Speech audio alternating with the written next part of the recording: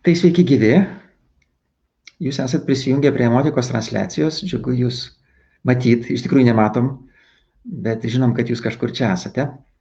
Malonu, kad žiūrit gyvai mus, arba galbūt jūs klausėtės arba žiūrit įrašą. Tai aš esu Darius Pietaris. Šiandien mes kalbam apie lyderystę,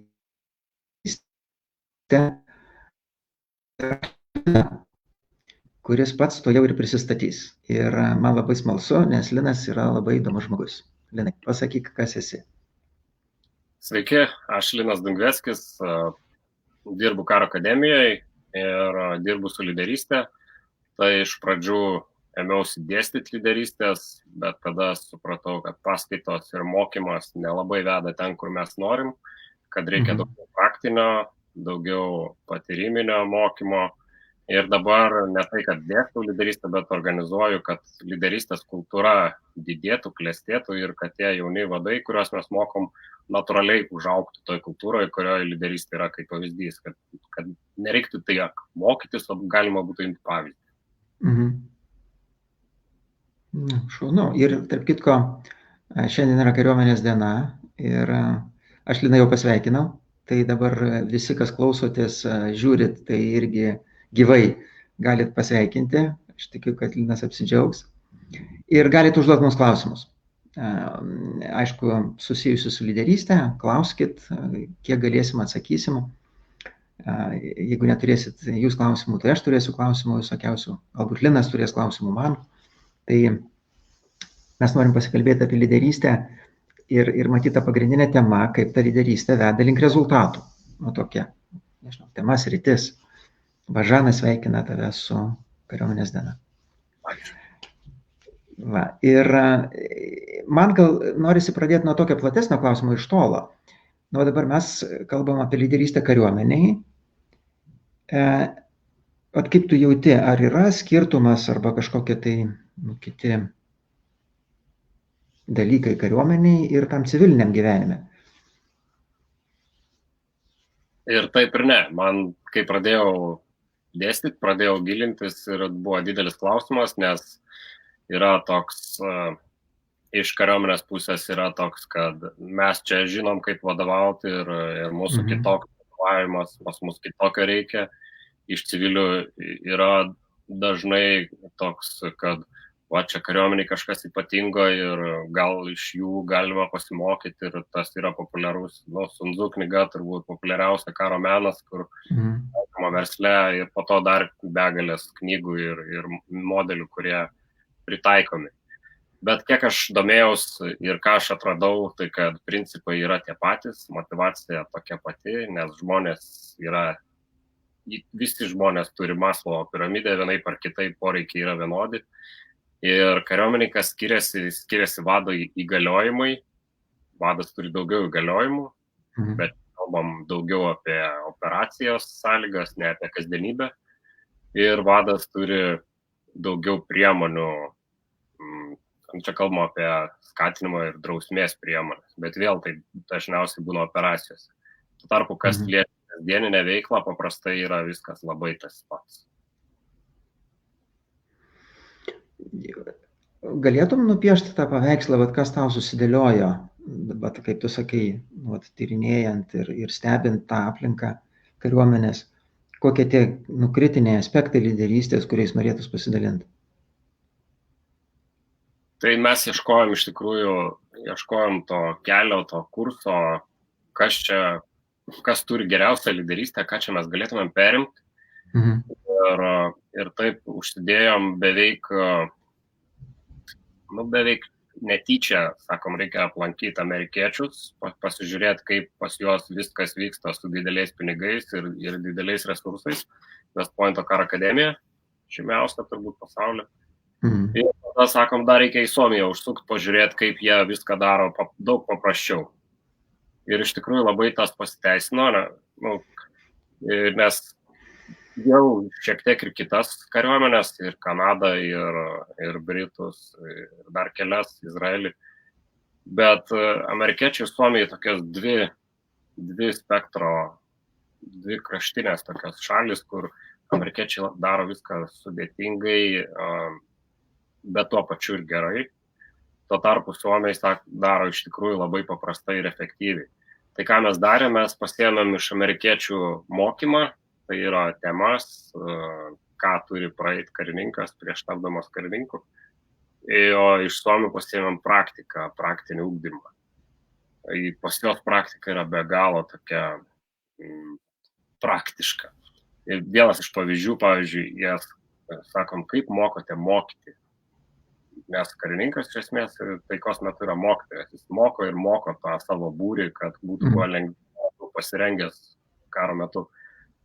Mes sakom, mūsų kariūnai, tai yra kariniai studentai karo akademijai, jie pradeda mokyti, bet ne iš karto, sako. Pirmus 2 mėnesius, man atrodo, sako, dar nemoko.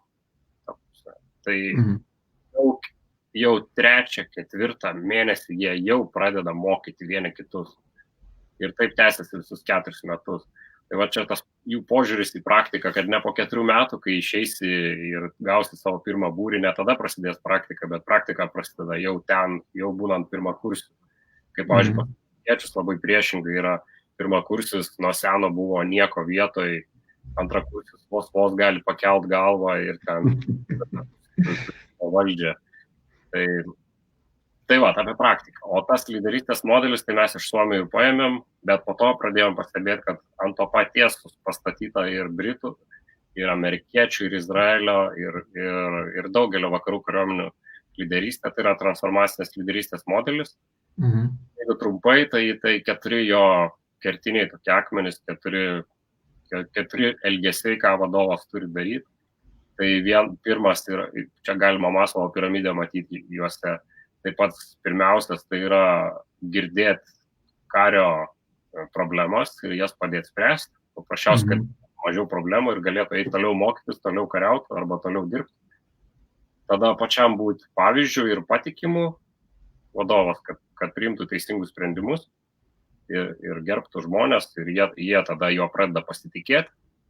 Tai tie žmonės jau dabar turi mažiau problemų ir dar pasitikė vadu. Jau tokia pusė kelio padaryta. Tada vadui reikia kalbėti nuolat dažnai ir paprastai apie viziją, dažniausiai žodžio viziją nenaudojant, o kalbant, kas bus rytoj, kas bus už mėnesio, dėl ko mes dirbam ir koks kiekvieno indėlis iš jūsų, kiekvieno skyriaus, kiekvieno kario.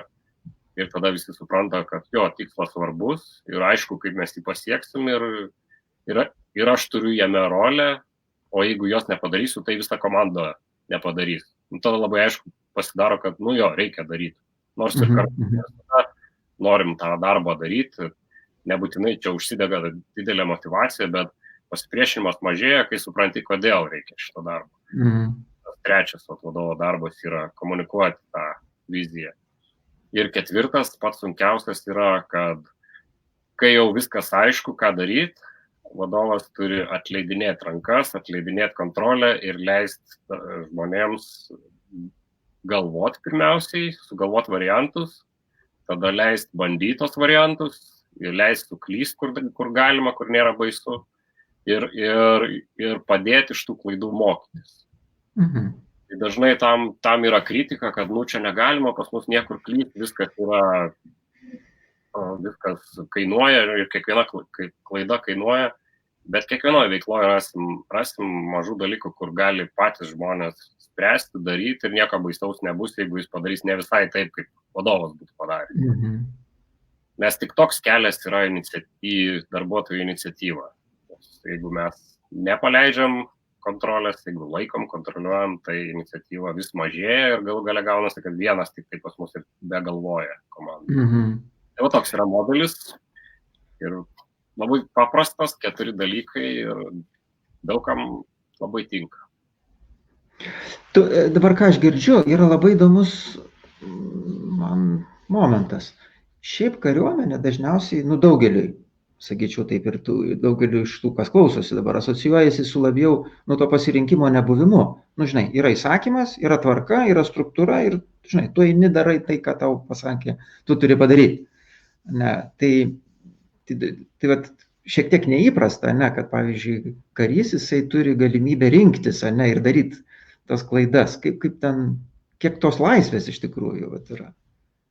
Tai čia ta laisvė daugiausiai kalbama apie pasirengimo etapą, kuris taikos yra visą laiką. Tu visą laiką rengi pradžioj karius, po to skyrius, po to būrius, kuopas, bet vis ir rengi. Ir ten turi būti progų galvoti, nes jeigu tu nesudarai progų galvoti ir jis atsiduria galų gale mūšio lauke ir yra neįpratęs galvoti, tai tu kaip vadas nesuspėsi už kiekvieną pagalvoti, ką dabar daryti. Jis turi būti pratęs spręsti tas problemas kasdieną, nes mūšio laukia jų bus daug daugiau ir vienas vadas nesuspės sugalvoti, dabar tau tą reikia daryti, o dabar tau tą reikia daryti. Tai čia yra ta pamoka, atrodo tokia modernus požiūris į lyderystę, bet iš tikrųjų čia yra Prūsijos kariuomenės pamokos. Aš manau, kad ir daugiau kariuomenių tą patyrė ir prieš 2000 metų ir visada, bet labiausiai aiškios jos pasidarė prieš 200 metų, kai prūsai pralaimėjo Napoleonui. Prūsų kariuomenė kaip buvo tokia disciplinuota, griežta ir tik taip ir ne kitaip galima daryti. Ir žiauriai buvo griežta ir dėl tos disciplinos jie ilgą laiką laimėdavo. Europoje buvo didžiulė kariuomenė ir gerbė ir bijojo juos.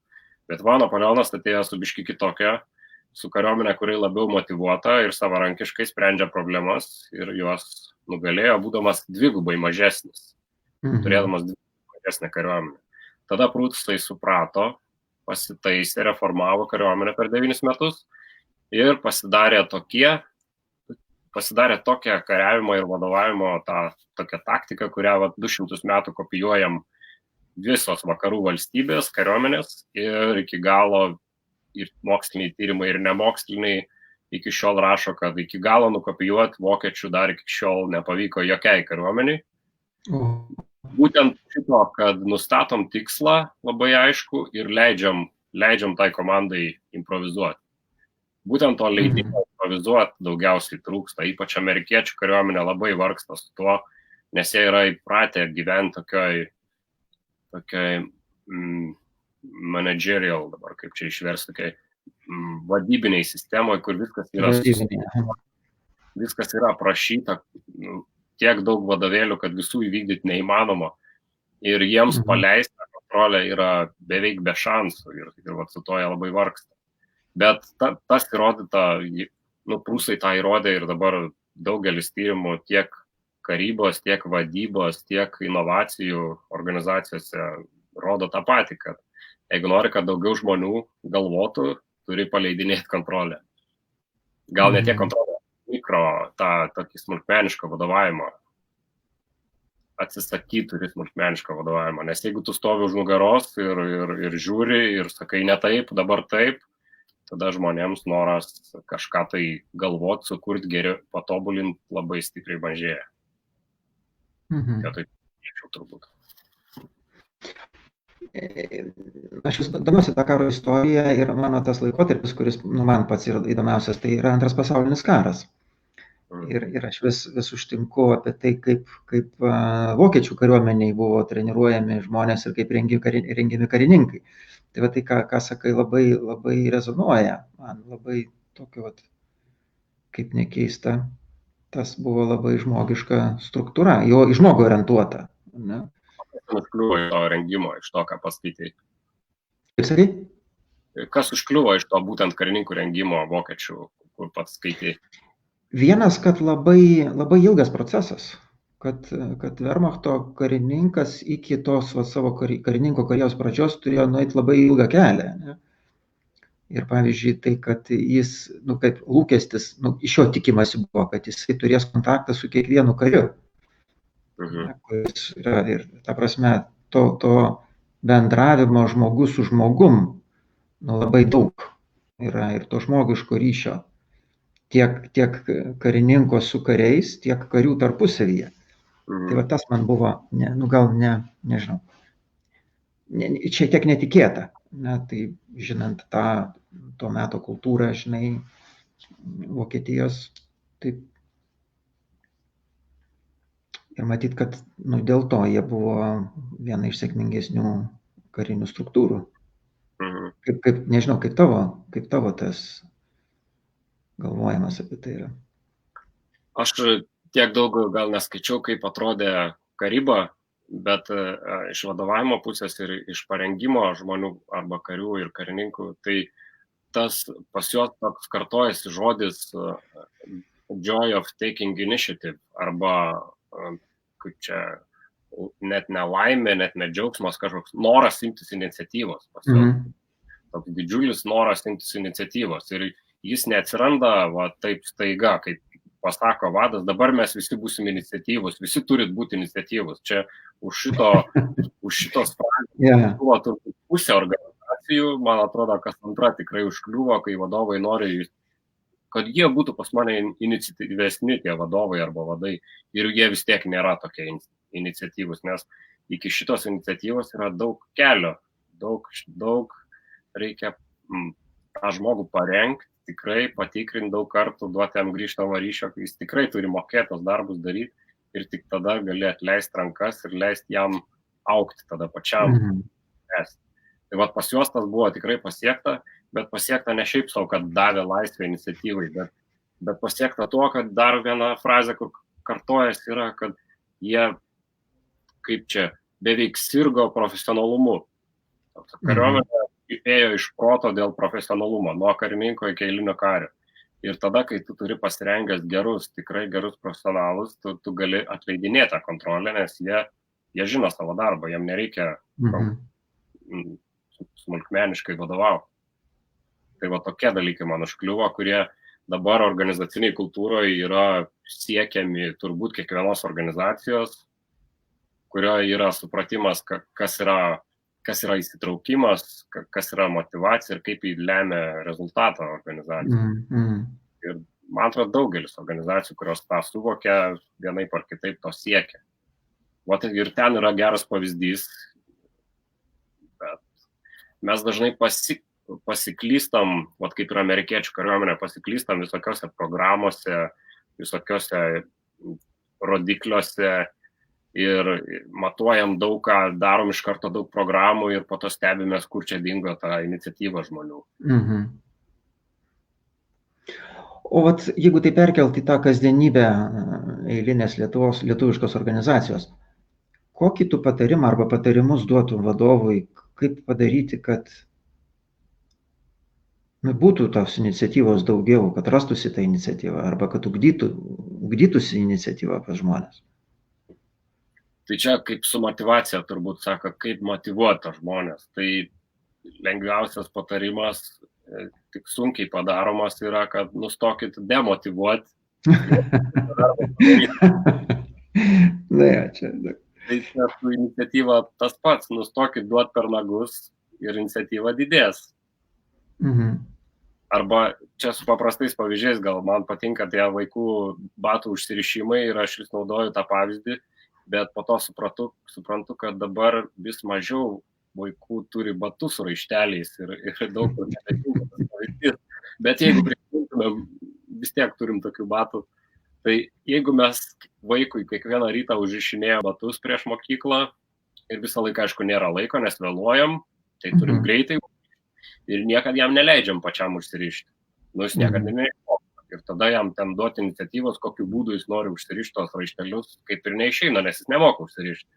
Ir tada mes sprendžiam vieną pirmadienį mokyti jį užsirišti. Ir aišku, laiko vėl nėra, nes atsikėlėm per vėlai, jau to reikia būti mokykloje ir kamščiai bus. Ir dabar mokom paskubom ir nieks nesigauna ir visi nervuojasi. Čia iš to pavyzdžio, ką noriu pasakyti, kad kompetencijai reikia skirti laiko. Kaip ir vokiečių kalbėjom, jie buvo apsirgę dėl kompetencijos, jie ėjo iš proto, kad būtų visi kompetentingi, tai su to vaiku reikia sėsti sekmadienį ir pusę dienos, ar ten mažiau, ar daugiau žaisti, kol jis iš tikro turės kompetenciją užsirišti batus. Ir turbūt reikės atsikelti vėl pusvalandžio anksčiau, kad jis ramiai galėtų užsirišti ir tik tada eiti prie to streso pilno išbėgimo iš namų. Nes jeigu tu iš karto bėgsi, tu aišku, kad jį kaltinsi, kad jisai nemoka, nepadaro. Tai šitą pavyzdį, jeigu pavyktų kažkaip perkelti ir žmonės iš ruošti, tai man atrodo būtų kelias į savarankiškumą, gal ne tik iniciatyvą. Bet labai sunkus kelias, nes kainuoja laiką ir pastangas. Ir dar, žinai, o iš vadovų, pavyzdžiui, dažnai girdžiu, kad jie sako, va tos klaidos labai brangiai kainuoja nuo tų darbuotojų. Žinai, tai jeigu taip galim, nu aš nežinau, ar ši analogija teisinga, bet nu pabandom pasvarstyti. Tai atrodytų, kad, nu, vat, kaip tu sakai, kariuomenė taikos metu mokosi ir treniruojasi, tam, kad galėtų vykdyti operacijas, jeigu prireiktų. Bet organizacija iš tikrųjų neturi to treniruotės laikotarpio, taikos. Galima sakyti, kad organizacija visą laiką yra kare. Ne? Ir tada, ką vadovai sako, žiūrėk, aš esu kare ir aš neturiu laiko jų, nu, žinai, ten mokyti, o jeigu turiu laiko mokyti, tai tada labai brangiai tos klaidos kainuoja. Nes mes kartais sakom, nu, leiskit padaryti žmonėms klaidas. Ne, bet sako, žiūrėk, tai leisiu aš daryti klaidas, tai man sugriaus verslą, žinai, visą. Kaip va, tai tą atsakyti, ne vadovui? Pradžioje palyginkim dar kariuomenė ne kare, o visi gamyklos kare. Tai labai pritariu, bet jeigu rastumėt kariuomenį nors vieną dabar dalinį Lietuvos kariuomenį, kuris sakytų, mes dabar nesiverčiam per galvą, mes dabar ramiam rengimo cikle, tai ne vienas nesutiktų turbūt, nes visi verčiasi per galvą, bet kariuomenė plečiasi, NATO visada yra pas mus kažkurie daliniai, jie nori dalyvauti kartu, mes turim pratybų begalę tarptautinių ir netarptautinių. Ir ciklas atrodo, kad neatrodo, kad mažės kada nors. Jau kokie 5 metai taip yra ir niekas nelėtėja. Tai tas normalus mūsų rengimosi ciklas irgi yra vertimasis per galvą. Ir ten irgi retas, kuris sutiks, kad čia mes galim leisti klysti ir antrą kartą. Dažniausiai nėra laiko, kada antrą kartą padaryti. Bet jeigu pažiūri, tai nebūtinai reiškia, kad čia geras pavyzdys. Jeigu tu neturi laiko, nu čia kirvio galandimo pavyzdys. Jeigu neturi laiko pagalast kirvio ir kerti su buku kirviu. Na ja. Suomiai sakė taip, jų kariuomenė ir didžiulė reforma vyko taip apie 2000-osius kažkur. Nes iki tol kariuomenė buvo suomių, kas labai įdomu, buvo tokių gana sovietinių pažiūrų. Vadovavimo stilius buvo panašus kaip sovietiniai kariuomenė, aš labai buvau nustebęs, kad Suomiai tai buvo, bet po to kalbėjom, Danijoje irgi taip pat buvo ir fizinės bausmės mokykloje buvo iki 70-ų, man atrodo, kariuomenė iki 80-ų, tai visi tą praėjo ir tas kažkaip susijęs, kiek mes kalbėjom, nemoksliškai, tai lyg tai, kad su antro pasaulinio karo tais psichologiniam problemam, kurios turėjo daug kas ir jos buvo negydytos. Tai tikriausiai iš to ir iš vis nebuvo tokios kultūros žmogum labai rūpintis. Ir Skandinavijai nebuvo. Tai ką jie labiausiai pakeitė, Suomiai, tai sakė, mes apie 2000-osius supratom, kad nebegalim sau leisti kartot tų pačių klaidų. Darom pratybas didžiulės, investuojam daug pinigų, daug žmonių ir jų neaptariam, nesurandam, kas buvo negerai ir vėl kartuojam didžiulės pratybas. Nu ir su mažom pratybom. Pats. Viską kartojam daug kartų ir niekada nesustojam pasitaisyti. Tai ką jie padarė daug labai grįžtamo ryšio programų, feedbacko. Labai pradėjo klausti būtent kareivių, pačių kareivių, šauktinių, kas yra ne taip, nes jie daugiausiai mato problemų būdami ant žemės, ko vadai ne visada mato. Taip. Ir įsidėjo tokias pauzes, pergalvojimo, persidėliojimo, kaip čia pasakyti, klaidų ištaisimo ir tada tik tai kartojimo. Ir tas labai daug davė. Tai, kad Suomija yra labai gerai pasirengusi karui, tai turbūt įrodinėti nereikia. Tai vienas dalykas. O kitas dalykas, kad į Suomijos kariuomenę vengiančių jaunuolių beveik nėra. Išvengti labai lengva, o vengiančių praktiškai nėra. Tai tokie pavyzdžiai, kaip jie susitvarkė. Tai vienas iš tų, kas lėmė susitvarkymą, tai kad jie pradėjo klausti, kas negerai ir tvarkyti. Ir klausti, ir pas save klausinėti vieni kitų ir karių klausti, kas yra negerai. Čia nebuvo tai atskirta, kad kariai yra kažkiek kitokie. Visų klausti. Visų. Žiūrėk, ar tada galim būtų pasakyti, kad šitoje vietoje pagrindinis įrankis yra tiesiog grįžtamasis ryšys ir taisymas to, kas nėra gerai. Aš manau, kad labai teisingas būtų trumpas apibendrinimas, tikrai. Nes iš mano patirties aš pasakyčiau, kad organizacijose Lietuvoje gana dažnai trūksta tokio paprasto dalyko. Kad vadovas klausė, pavyzdžiui, pavaldinio, žiūrėk, kas čia pas mus negerai. Ne, tikrai ne visose organizacijose tą daro vadovai. Nu tikrai. Ir ne visose komandose. Netgi tada, kai žinai, didelė organizacija, bet tikrai ne visada vadovas sako, žiūrėk, ką mes čia galim pagerinti, ką aš galiu pagerinti, ne, kaip vadovas tavo. O kariuomeniai šiaip yra toks klausimas, vat, iš vado kariams, ką aš negerai darau, ne, arba ką aš galiu pakeisti. Įdiegiam jau kurį laiką, nežinau, kada mes pradėjom tą diegti, jo gal požymių yra skirtingose vietose. Viena yra instruktorių rengime, kur instruktoriai vesdami kažkokias pratybas ar užsiėmimą, turi tokį beveik, ne visai privalomą, bet tokį, galim sakyti, rekomenduojamą laiką, kad pačioj pabaigoj, kai mes aptariam, ką išmokom, kad dar ir paklausto, ką jūs patartumėt, kaip pagerinti pratybas kitą kartą, ko nesuprato.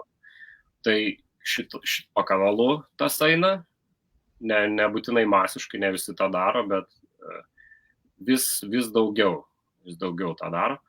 O kita dalis iš vadovavimo, tai iš vadovavimo tą truputį sunkiau padaryti, nes pratybose tai įdedi į tą formą tokią struktūrą, kad pabaigoje yra aptarimas ir mes aptariam ir tvarkoj. Tuo tarpu vadovavime ne visada yra tie aptarimai tokie. Tiksliau, yra tie metiniai pokalbiai, kaip ir įprasti, jie kariuomeniai buvo įvesti taip kaip ne kaip atestacija, ne kaip vertinimas, o kaip pokalbis būtent. Jie buvo įvesti 2009-2010 metus, bet jie nebuvo įtraukti į švietimą, nei puskarininkių, nei karininkų. Tai niekas iki galo nesuprato, kam jie reikalingi, nes jie nebuvo matę gyvenime. Buvo matę tie, kurie mokėsi užsienį. Tai pavyzdžių gerų nebuvo ir nebuvo švietimo, kam tas reikalinga. Ir tas po truputį kada iš čia atšauktas, gal 18, gal dar anksčiau. Tai per 6, 7, 8 metai kažkur ir atėjo atgarsiai, kad nieko neduoda, nereikia. Ir metinis pokalbis yra praktiškai dingęs. Oficialiai jis dar yra, bet nebe. Ir jau niekas nebesitikė, kad dabar vadovas su manim kasmet kalbės. Net kasmet jau yra taip. Kaip tas laikrodis, kur atsirado Fitbitas, dabar jau visi laikrodžiai rodo tą širdies žingsnių skaičius gal geriausiai. Skaičių tau parodytų per kalėdas.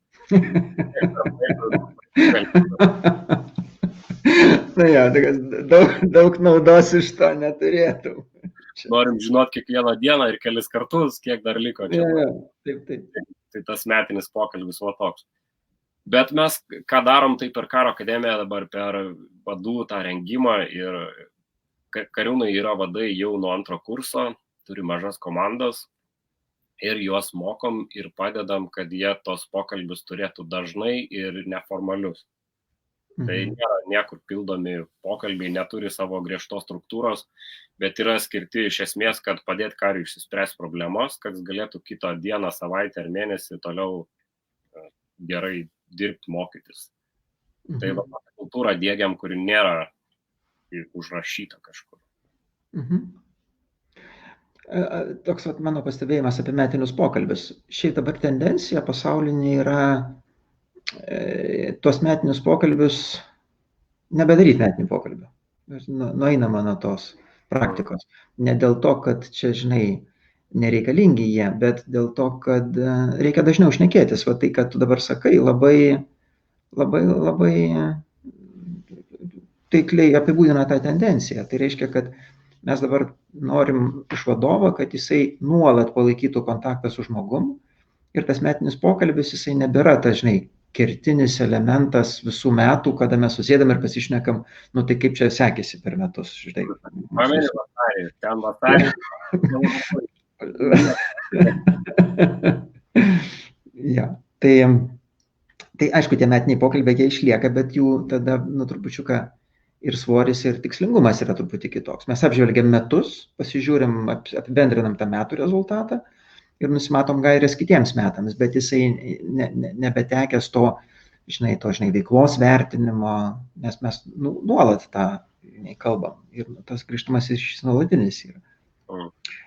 O dabar žiūrėk, man kilo toks klausimas, beklausant tavęs, kai tu sakai išsispręsti problemas, o vat kokio lygio problemas vadas turėtų padėti spręsti kariui, o kurias turėtų karys pats išsispręsti, nes dalį problemų matyt, kad iš jo tikimasi, kad jis pats išsispręs.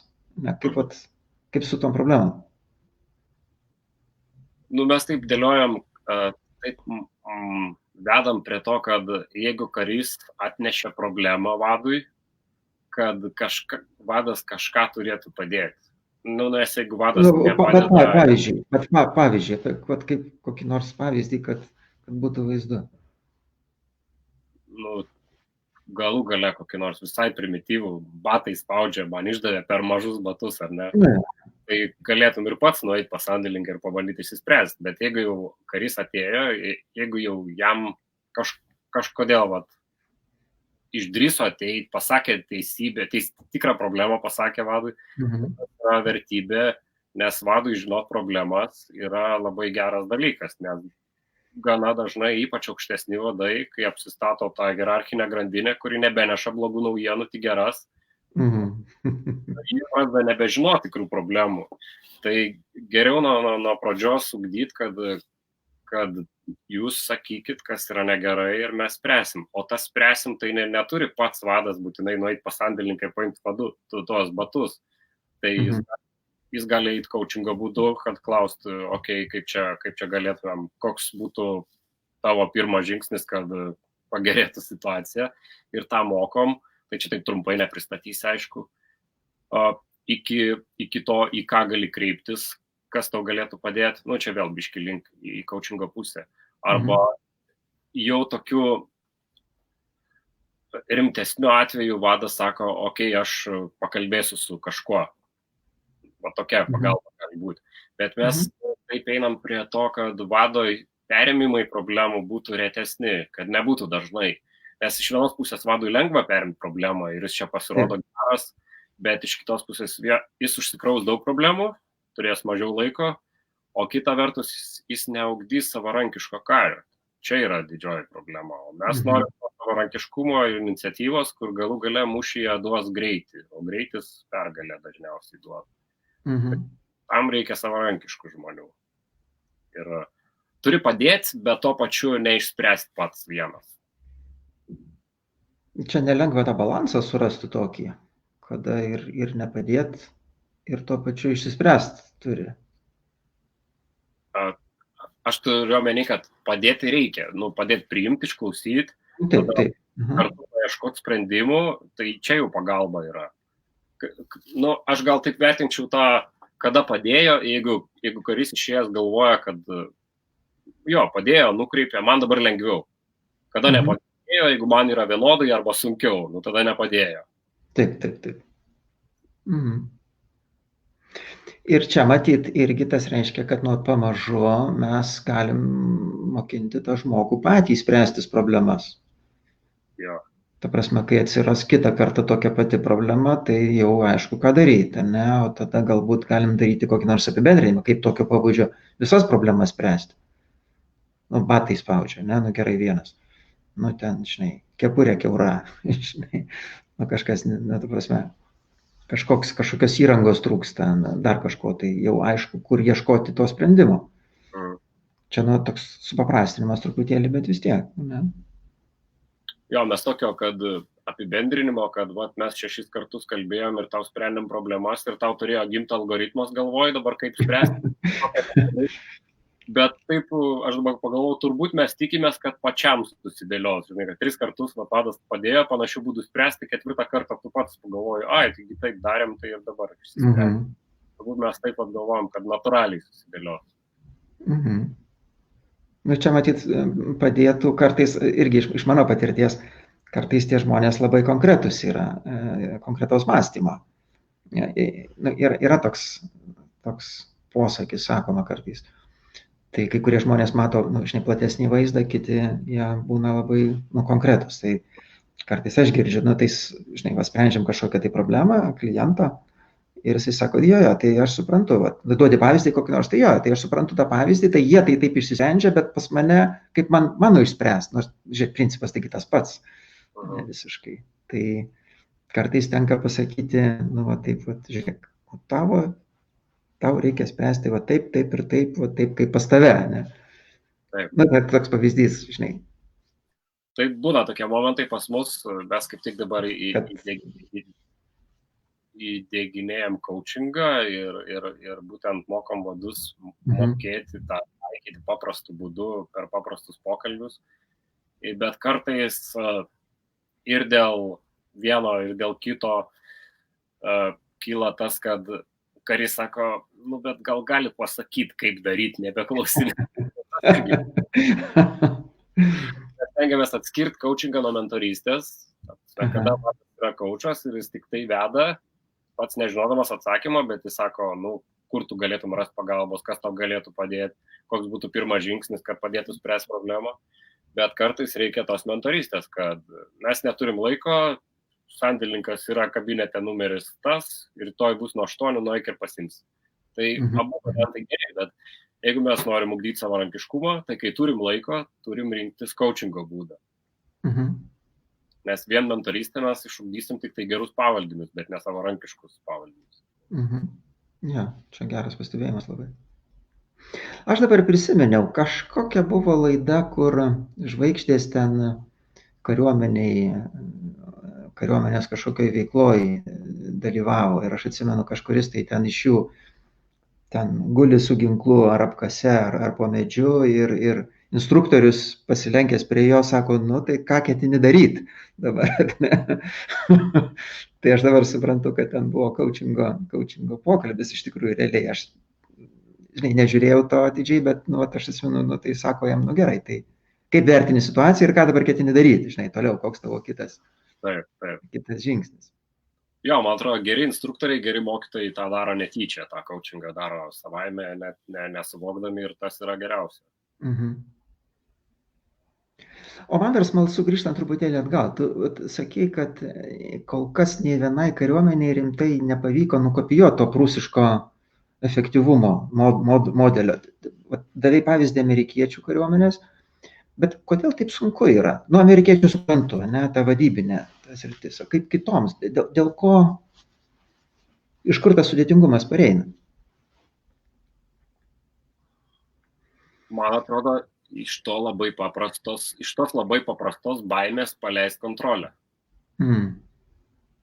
Nes, nu, visur dabar mes kokioj organizacijai be paklausim, turbūt 8 iš 10 sakys, kad nu, mes negalim jais taip stipriai pasitikėti, kad atiduoti. O kodėl negali pasitikėti? Nu, turbūt, kad kompetencijos trūksta.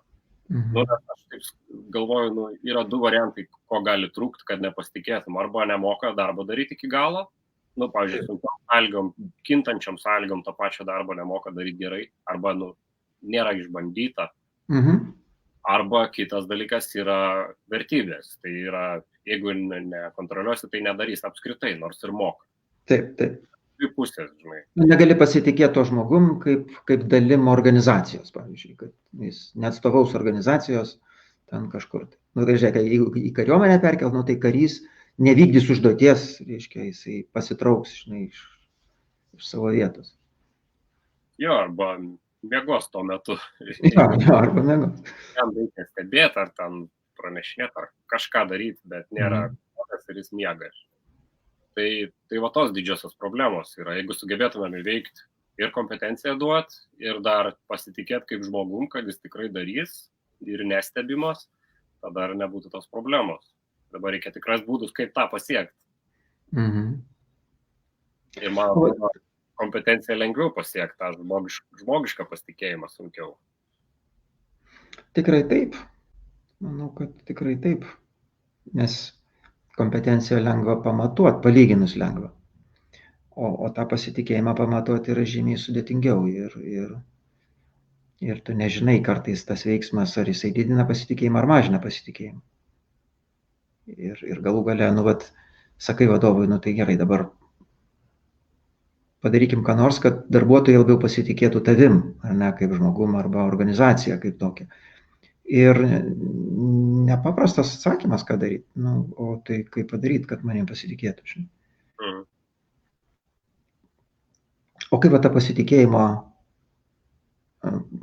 nežinau, aspektas ar problema kariuomeniai sprendžiama yra? Kaip padaryti, kad vadu pasitikėtų tie kariai? Mhm. Nežinau, sprendžiama ar nesprendžiama. Tau savo tokio tai neatsakyčiau klausimo, bet kai mes ugdom tą vadovą, kai ugdom lyderystę, tai tą pasitikėjimo klausim iš tos pusės, kokiu tu pasitikėjai arba pasitikė vadovu, ką jis daro, kokie veiksmai padaro, kad tai pasitikėtum. Ir jeigu pakankamai žmonių, tai gauni tą gana vienodą atsakymą, mes visi pasitikim panašiais dalykais, panašiais žmonėm, panašiu elgesiu. Ir tada labai aiškiai susidėlioja, ką reikia daryti tau, kad tavim pasitikėtų. Ir tai būna paprastai ne dienos ir ne mėnesio reikalas, kad sudėliotų pasitikėjimą. Tai ką daryti? Mano tas atsakymas, ką daryti iš tų grupių atsakymų, galim sakyti, tai vadovas priima gerus ir savalaikius sprendimus. Laiku nusprendžia, kaip pasakyti, ir teisingai, turbūt profesionaliai nusprendžia, taip kaip reikia. Sako, jo, neuždelsė sprendimo ir sprendimas yra geras. Tai yra pirmas, atrodo, kad labiausiai pasikartojantis pirmoje vietoje prioritetuose. Dėl vadovo mes tikime sprendimų, laiku ir gerų. Profesionaliai gerų, tiek žmogiškai gerų. Kad ir uždavinį vykdom ir dar žmonėm pasirūpinam. Ir tuose sprendimuose tai yra ir tie operaciniai sprendimai, kur kaip mes kariausim, ir žmogiški sprendimai, kai tu prašai, čia turiu problemą, ar galėčiau biškį pabėgti. Tai patirties sprendimai yra vadovo sprendimai, etiški sprendimai, galima sakyti. Tai tuose sprendimuose, man atrodo, labai daug kas. O po to jau eina toks, kad ar vadovas pats laikosi to, ko reikalauja. Kaip sakei, pavyzdžio ta dalis, pavyzdžio rodymas. Tai jeigu sprendimus ir pavyzdį sudėtumėm, turbūt ir nebelik ką daugiau sakyti.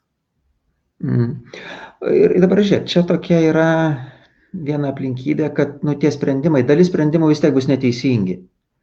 Arba ne iki galo teisingi. Paskui paaiškėja eigoj, kad tai, pavyzdžiui, iš vadovavimo įmonės valdymo, komandos valdymo, tai mes tą pastebim nuolat, kad dalis sprendimų nepasiteisina, taip kaip mes tikimės.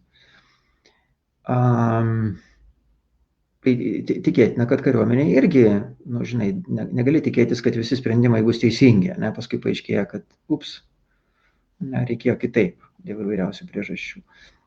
Kaip tada su tuo tvarkytis vadui? Nes jau pagal apibrėžimą dalis sprendimų bus neteisingi. Tai gal, kai sakiau, tie geri sprendimai, profesionalūs ir savalaikiai, tai geri ir laiku yra svarbiau negu tobulumas. Ir tie geri, komanda paprastai nekaltins vadovo, kad jis priėmė ne patį tobuliausią sprendimą, ar netgi jeigu suklydo, ypač komanda dalyvavo sprendimo priėmime, ypač jeigu jos išklausė pasiūlymų ir atsižvelgė kažkiek, arba bent jau pasakė, kodėl neatsižvelgė. Ir komanda supranta, kad tuo metu nebuvo geresnės informacijos ir mes visi čia nieko geriau nebūtume nusprendę. Tai traukta komanda, kuo daugiau žino, to daugiau jie supranta, kad vadovas tai ne genijus, ne supermenas, nuspręs 3 kartus geriau negu pati komanda. Tai man atrodo, tokiu būdu, kai komanda įtraukta, tai nėra ką net bijot, kad čia mano prastesnis sprendimas tą mažins pasitikėjimą. Jeigu mes kartu buvom, kartu sprendėm, tai viskas okay. Ir va čia man noriu pasitikslinti, labai įdomus momentas. Organizacijose irgi mes skatinam įtraukimą komandos į sprendimo priėmimą. Dabar kaip kariuomeniai, ar kiek tas eilinis karys, jisai turi šansų dalyvauti sprendimo priėmime? Tai galim žiūrėti kultūras įsišaknyjusias, ten kokias rytietiškas kultūras, kur niekur ir niekaip. Žinom, kad rusai labai sparčiai jau 15 metų kopijuoja vakarų kariuomenės ir labai įdomu būtų pažiūrėti, kaip šitam klausime jie pajudėjo, bet aš tikiu, kad pasikeitė labai, nes šiaip labai stipriai tobulėja daug greitesniais tempais negu vakarų kariuomenės, nes jie turi tą laisvę greitai daryti pokyčius. Tuo tarpu amerikietiškai kariuomenė irgi yra blogų pavyzdžių, kur neįtraukiami žmonės, bet visi dokumentai jūs sakys, kad reikia įtraukti, reikia tarptautinį sprendimą, kai tik tai galima. Ir jeigu žiūrėsim tą prūsų kariuomenę, tą kaip padaryti savarankiškus ir iniciatyvus karius, padalinius, tai būtinai reikia įtraukti, kiek tai galima. Ir tas sakymas, kad nėra laiko, tai dažniausiai yra neteisingas, nes net jeigu minutę laiko, tu gali pasikviesti 2 labiausiai patyrusius žmonės iš savo komandos ir sakyti, matau 2 variantus, ką sakyti, kurį rekomenduojat jūs ir kodėl, ir tą išklausyti neužtrunka. Tuo tarpu komanda, matydama, kad jos klausia, tai daug labiau pasitikė vadovų. Ir tada tas sprendimas, jie labiau yra įsitraukę, nes jie dalyvavo, jie, kaip sakom, jie yra savininkai, bendrasavininkai to sprendimo. Jau nebegali sakyti, kad vadovas sprendė čia nesąmonė. Ja. Aha. Čia Linos klausimas yra, jis šiek tiek bendras, bet pabandom. Kokiais asmenybės bruožais ir charakteriu pasižymintis asmenys renkasi kariuomenę? Ar turi kokių nors minčių? Visus bruožus rastumėm. Gal yra kažkaip labiau, kurie linkę rinktis. Aš sakyčiau, yra viena pusė, kurie žmonės labiau linkę rinktis, kita pusė yra, kuriuos labiau kariuomenė yra linkusi atsirinkti. Taip, aha. Bet aš nežinau dabar tų tyrimų, čia nepateiksiu, nes nedalyvauju atrankoj. Gal tiek. O koks tavo įspūdis, kaip tu jauti, gal, jeigu gali pasidalinti tuo?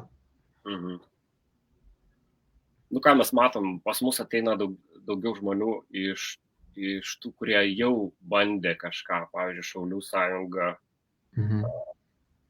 skautų būna kažkiek. Tie, kurie dažnas mėgsta tą struktūrą, tvarką, drausmę ir mėgsta tą tokią karinę romantiką, kuri nebūtinai pasiteisina, nebūtinai randa tos karinės romantikos, nes tas, kas nuotraukose ir filmukuose, dažnai ne visai kasdienybė, o tik tai gražiausias akimirkos metų. Taip. Tai.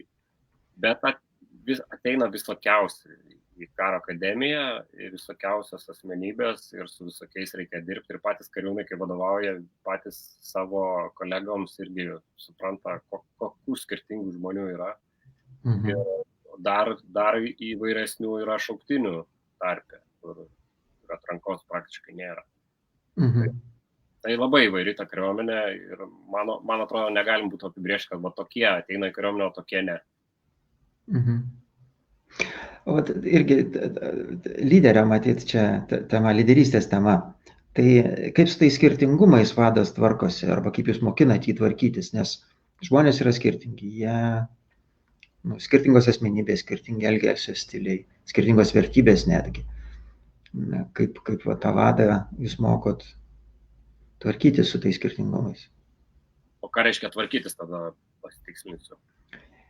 Kaip valdyti tą skirtingą komandą, nes jos yra iš skirtingų žmonių.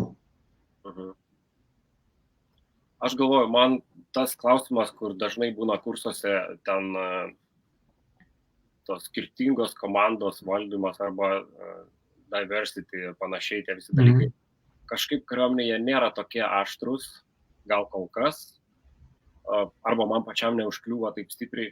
Nes mes paprastai mokom tos bendrus principus, jie labai siejasi, kur minėjau, Maslovo piramidę ar kokią kitą motyvacijų teoriją be paimtumėm. Ir vis tiek tas yra pas visus žmonės bendras tas dalykas. Visi žmonės turi problemų, jeigu vadas juos išgirsta ir padeda visiems nuo to geriau, jeigu vadas aiškiai paaiškina, kaip mes čia darysim užduotį, vėl visiems nuo to geriau. Ir aš nežinau, gal reikėtų kažkokio konkretesnio pavyzdžio, koks šitas skirtingumas gali padaryti, kad vadui reikia kažką labai kitaip vadovauti. Duosiu pavyzdį gal iš tų organizacijos įvykių. Tarkim, žmonės turi skirtingą elgesio stilių, pavyzdžiui, ne? Tai vieni jie linkia daugiau bendrauti, kiti mažiau bendrauti, vieni, pavyzdžiui, būna susirinkimuose, ne? Kai kurios žmonės reikia stabdyti, o kiti atvirkščiai iš jų reikia traukti tą, ne? Ir jeigu aš vienodai su visais elgsiuosi, tai kažkas bus neišgirstas, o kažkas jausis užgoštas, o kažkas galbūt, žinai, turės visišką laisvę daryti, kas jam šauna į galvą, ne? Kiti žmonės būna, pavyzdžiui, labai orientuoti į rezultatą ir linkę kontroliuoti, o kiti atvirkščiai, jie mėgsta stabilumą, mėgsta, kad viskas ramiai būtų, kad jokių netikėtumų nebūtų, žinai. Aišku, tikėtis ramybės ir stabilumo kariuomenėje ir jos aplinkoje matyti būtų neišmintinga.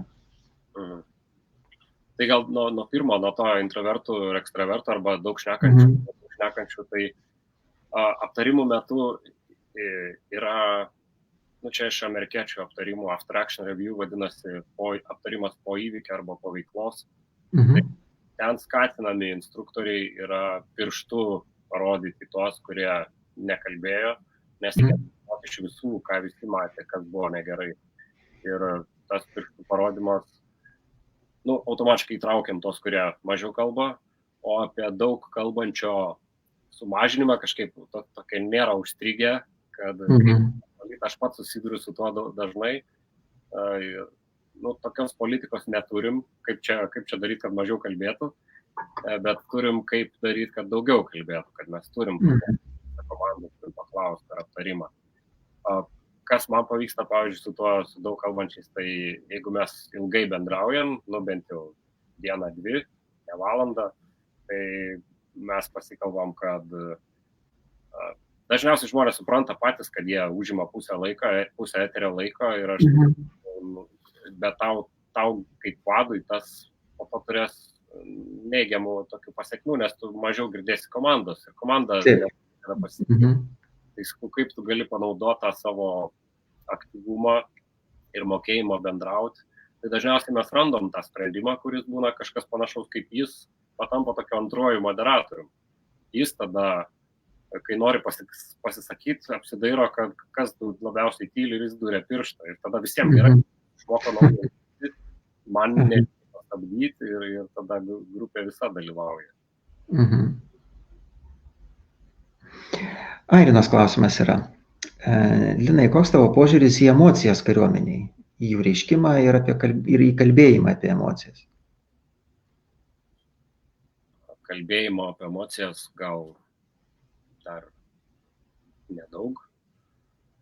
Tai ta kultūra, ką mes dabar diegiam Karo akademijai, ta coachingo kultūra, kad vadovas įpranta kalbėti su savo kariais ir jie vis atviriau kalba ir man tos pokalbius iš šono, kad jie kalba apie tas komandos problemas, kad tas antrakursis jau kalba apie pirmakursius, ne kaip juos čia daugiau pavaikyti, kas anksčiau būdavo, nes mes bėgiojom, dabar jie turi atbėgioti, bet jie kalba, kokias jie turi problemas ir jie kalba, kaip čia aš visai kitaip vadovausiu ir jiems padėsiu spręsti. Tai tuose pokalbiuose gali būt, kad yra vietos toms emocijoms. Bet šiaip tai nėra kažkokia tokia didelė tema, kur turėčiau daug ką pasakyti. Mes tuo klausimu turbūt kitokie. Mes paprastai nesakom, kad aš jaučiuosi neišklausytas ar kažką panašaus. Nėra įprasta kariuomenei, nors kad ir kaip kartais reikėtų. O čia iš to lyderio pusės, kiek jisai gali ir kiek jisai turėtų gal padėti tam kariui susitvarkyti su emocijom, kokios jos bebūtų. Ypač jeigu stresinės tos situacijos, tai stresinių jų pakankamai, tiek fizinis stresas, psichologinis stresas.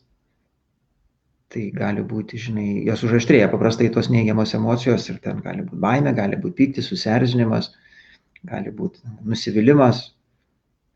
Kaip tvarkosi vadas vat, su tom emocijom komandoje? Tai su tom, kur yra tikrai didelio streso, tikrai kažkoks įvykis buvo, kažkas ar susižeidė, ar buvo netoli to, tam yra procedūros, čia jau tos nebe emocijos, čia jau stresas, gal irgi emocija, bet aš jau stresą laikau kaip fizinę būklę, kur pakilo visi ten hormonai ir padarė, kad tu nebegali tvarkytis su savim, tokio didelio lygio stresas, kuris netvarkomas, po to sukels potrauminio streso sindromą. Tai šitam vadai turi pareigą ir jie turi padaryti pirmąjį pokalbį, tą vadinamo, nežinau kaip tiksliai vadinasi lietuviškai, bet nuleist garą maždaug arba išsikalbėti. Tai čia yra vado esančio artimiausio, arba net kario pareiga iš tikrųjų. Kuo greičiau, kuo paprasčiau išsikalbėti ir po to, jeigu reikia, perduoti aukščiau arba perduoti medikams. Bet čia norėčiau skirti išskirtinai apie didelio streso situacijas. Taip, tada, kai potrauminio sindromo grėsmė yra.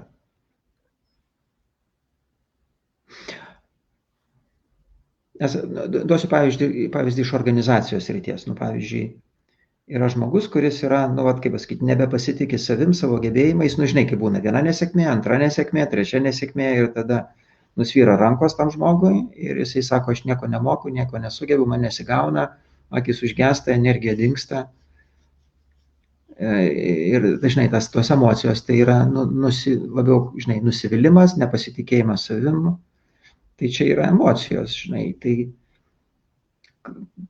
aš tikiu, kad kariuomenėje irgi tokių situacijų būna. Ar vadas turi kažkokius tai įrankius su tuo kažkaip tai su tom būsenom tvarkytis? Tikrai būna ir galvoju, kad daug kas ir tvarkosi.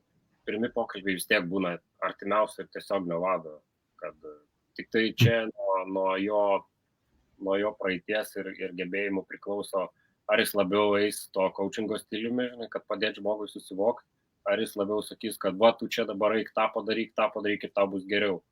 Tai ir tokių pavyzdžių ir tokių yra.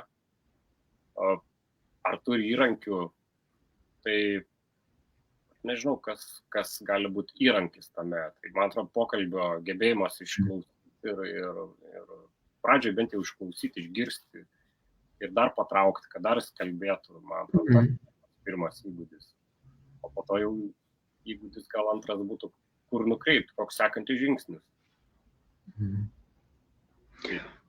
Šiaip amerikiečiai turi tokią įdomią programą, bet čia su streso, būtent pradedant nuo mažesnio iki didesnio, tai yra pirmas lygis kolega, kaip atpažinti kolegos stresą ir kaip jam padėti, antras lygis artimiausias vadas, trečias lygis aukštesnis vadas ir po to jau psichologai perima. Tai tokia aiški sistema. Mes tokios lygių sistemos, dabar net nežinau, ar turim su stresu, bet vis tiek yra pirmas vadas, yra pirmoji pagalba, kas ten bebūtų. Žemas klausimas su tuo susijęs yra. Ar kariuomeniai perdegimas yra dažnas reiškinys? Nežinau, kiek tirta. Dabar nesu matęs tyrimo. Turėtų būti, iš tikrųjų. Karo akademijoje dabar turėtų būti toks pakilimas perdegimų, manyčiau, nes vyksta kelios reformos, tikrios ir geros, ilgalaikės reformos, bet jų yra daug, tai įtemptas laikas ir aš pats jaučiaus vienu momentu sunkokai. Tai man atrodo, kad taip pat kaip ir kitur. Tas perdegimas, tai gal jis tyliau praeina, mažiau viešinamas. Mes patys gal rečiau suvokiam apie perdegimą, nes nekalbam apie perdegimą. Nes pas mus gal daugiau ta kultūra yra tokia, kad reikia padaryti ir viskas. Taip. Ir kai kurios organizacijos irgi lygiai taip pat, žmonės sako, reikia padaryti. Ir vadovas galvoja, kad reikia padaryti ir netgi būna, žinai, vidurinės grandies vadovai. Tarkim, jisai pasiryžęs bet kokią kainą padaryti, atlikti. Tai iš to rezultato pusės trumpam laikotarpį yra gerai, bet jeigu tas tęsiasi ir kartojasi, tai tiesiog, žinai, ta galimybė pasiekti rezultatą, jinai tiesiog dingsta tam tikrų momentų, kai žmogus nebeįgalus dėl perdegimo. Tai reiškia, dažnai mes patys save įstumėm į tą perdegimo sindromo teritoriją. Matau dar vienas klausimas Dalios. Jo. Kokias kompetencijas ugdyti komandos nariui, siekiant užauginti lyderį organizacijoje. Tai aš tą patį modelį, kur sakiau pradžioje ir tą patį dabar sakysiu, tai reikia rūpintis, kad jis turėtų mažiau problemų, kad jis dirbtų su vadovu, su kurio gali pasitikėti ir kad jis matytų prasmę užduotise, kurios daro ir augtų kasdieną. Viskas. Atrodo, labai paprastai skamba, ne? Tik tai tiek ir tai reikia. Jo, aš labai mėgstu nukreipti nuo kokiu reikia būti, prie ką reikia daryti. Galvoju apie tą žmogų, kuris atėjo organizaciją, jeigu galvoji, kokiu jam reikia būti už mėnesį ar už metų ir padedi tą daryti, tai turėtų viskas būti gerai. Daug nesuklysi. Puikiai. Nu va, tai mes artėjom prie pabaigos mūsų pokalbio. Pabaigai aš noriu irgi paklausti, man smalsu. Pasakyk kelias žodžius apie knygą. Man minėjai truputį, kad rašai knygą. Parašei jau, ne, baiginėjat išleisti. Tai receptų knyga bus. 3 receptai. Vienas yra receptas, kaip tapti vadovu per 7 savaitės, tokiu vadovu, kurio jau pasitikė ir komanda jau laiko. Nerandu geresnio žodžio už maladėts. Šaunuolis. Ne visai taip. Dar turiu pasitikslinti, ar jaunimas supranta tą žodį, jeigu supranta, jį teks naudoti, nes geresnio vertimo nėra. Tai va, 7 savaitės kaip tą padaryti. Tada antra dalis bus komanda per 5 mėnesius, kaip sutvarkyti komandą pagal tą prūsišką taktiką, kur kalbėjau. Taip. Kad visi būtų įsitraukę ir rodytų iniciatyvą ir spręstų greitai. Ir trečia dalis yra, kaip visą organizaciją sutvarkyti per 3 metus, kad ji būtų nuolat besimokanti ir tobulėjanti organizacija. Tai va tokie 3 paprasti receptai. Super. Tai žinok, aš jau nekantriai laukiu knygos. Gerai, atsiųsiu peržiūrą ir tą rekomendaciją, kur Darius rekomenduoja. Super, jo, žinoma. Gerai. Nes iš to, kaip mes kalbam, pasakoji ir iš tų receptų atrodo, kad tikrai labai vertinga informacija. Man, žinai, aš labai vertinu kariuomenę ir viena iš priežasčių, kodėl taip yra, kariuomenės receptai labai praktiški, nes jinai orientuota į rezultatą. Nu, ten toks, kaip sakyt, lietuviškai kalbant, no bullshit. Tai reiškia, nu, neturi nei erdvės, nei laiko, nei resursų tam. Tai aš esu tikras, kad tie 3 receptai bus praktiškiausia, ką tik tai įmanoma rasti. Aš manau, tas 3 sunkesnis toks. Tai, žinai, siek 3 metus reikės dirbti. Jo, bet tie keliai jau praminti, jos tik tai reikia turėti kantrybės iš naujo įveikti su naujom organizacijom. Nu ir dar pabaigai, matyt, kad gal apibendrinimui tokį klausimą turim. Kokios situacijos jūs motyvuoja dirbant su jaunai žmonėm? Tai va ta, kur pasakau, pasikartosiu, bet geresnės dabar neprisimenu, kai antro kurso kariūnas, ką tik tapęs vadu prieš savaitę pirmakursiams, sako, kad aš nebūsiu toks vadas, kaip man buvo, aš nevaikysiu jų, o vadovausiu taip, kad jie galėtų manim pasitikėti, kad aš pavyzdys jiem būčiau. Ir va, šalia tokio pasėdė ir galvoju, geras, važiuoja, programa eina. Super. Gerai, tai ką, ačiū labai, ačiū už pokalbį, ačiū, kad atėjai pas mus. Ačiū, kad pakvietėte. Tai tikrai buvo labai įdomu. Aš tikiu, kad ir tiem, kas žiūrėjo ir klausėsi, irgi gavo naudos iš to. Ir aš tikiu, kad kažkas gal turi klausimą, į kurį mes nespėjom atsakyti. Tai Linai, kaip tave surasti, jeigu kartais norėtųsi gauti atsakymą, kuris nenuskambėjo čia? Arba Facebook'e, arba LinkedIn'e. Va. Va. Paprasčiausiai. Tai ką, ačiū labai dar kartelį. Ir visiems žiūrovams, dalyviams tada iki kito karto, iki pasimatymo.